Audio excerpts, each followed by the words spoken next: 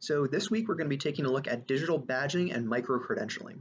So this is a way for people to demonstrate that they have skills that they think that they do, right?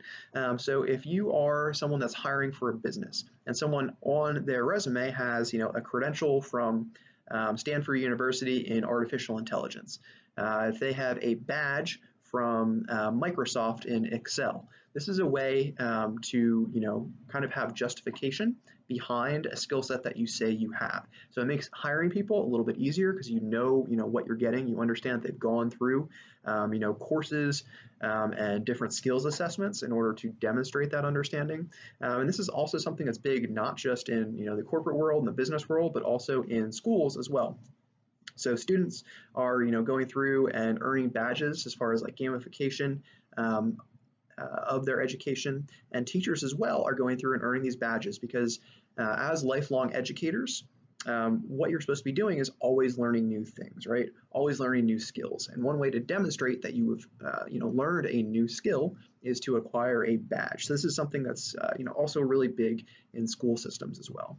So what we're going to be doing is going through the course content on here. I have a bunch of different PDFs and stuff for you to read as well. And the idea behind that is to really just give you a broad overview of badging and micro-credentialing, what some of the successes are, maybe what some of the downsides are as well of this. So take a look, read through those different PDFs and everything like that. And kind of like the second half of the course content that I have for you, it's really a dive into Horry County Schools and how Horry County Schools uses badging. So the more intelligently that you can speak in an interview setting about what Horry County Schools is doing, maybe some of the initiatives that they have going like badging, the more impressive you're going to be to an administrator that's looking to hire you. So if you're thinking about staying around in the area, if you're an education major, this is my way of helping you out. So that you have a deeper understanding of kind of the intricacies of Horry County Schools. So taking a look at the things that are due, we first have the technology badges of choice assignment. And what I've done is I've gone through and I've given you a kind of wide set of choices for what badges you can earn. And I have given you, a whole bunch of topics. So if you are, considering going into the business world, the corporate world, there are technology badges that might suit you a little bit better. If you want to go into the education world, there are more teacher-specific badges that I'm also offering for you to take. And all you're going to do is go through different badging courses and then successfully get the badge. So it says, on each of the different pages for the badges that they're 2-hour courses.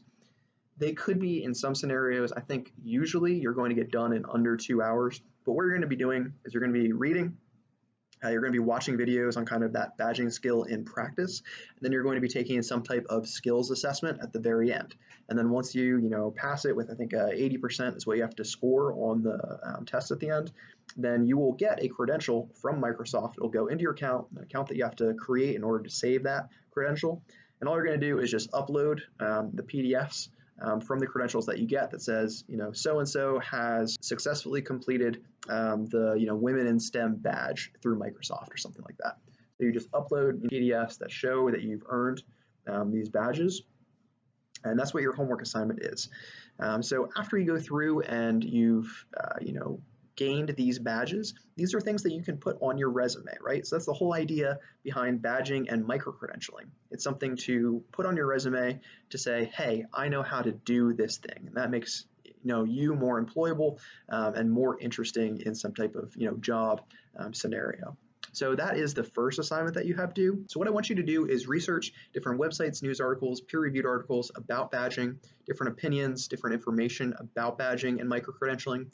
And I want you to, focus on different perspectives about it. And then, what is your perspective? So now that you have all this information, how do you view badging and micro-credentialing?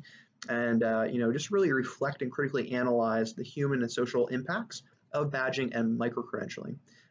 Take a look at the student side, the teacher side as well. So like, is this good, for teachers if a lot of these entities that offer these badges are companies like Apple, Google, Microsoft, companies that want to sell their products.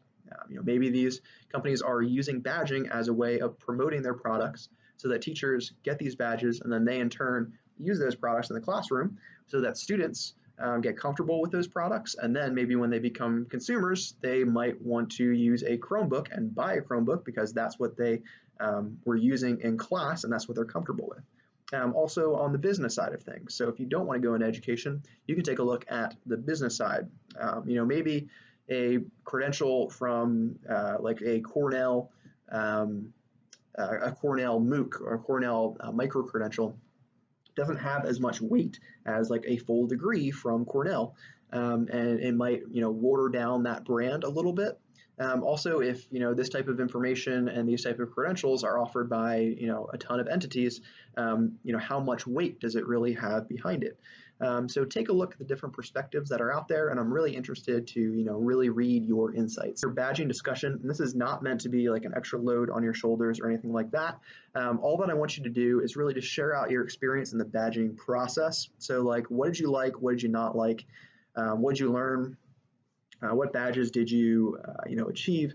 And if you don't have badges done by Friday, that's fine. You can tell us about your preliminary experience with the badging process, maybe what other badge you're thinking about doing. And then I want you to share just a condensed, like the Spark Notes version. How do you perceive the positives and negatives of badging and micro-credentialing? And then just kind of like summarize your entire experience with everything. Okay, so I'm really interested in reading about your different experiences and perspectives with badging and micro-credentialing. If you have any questions as you work through this week's content, please let me know.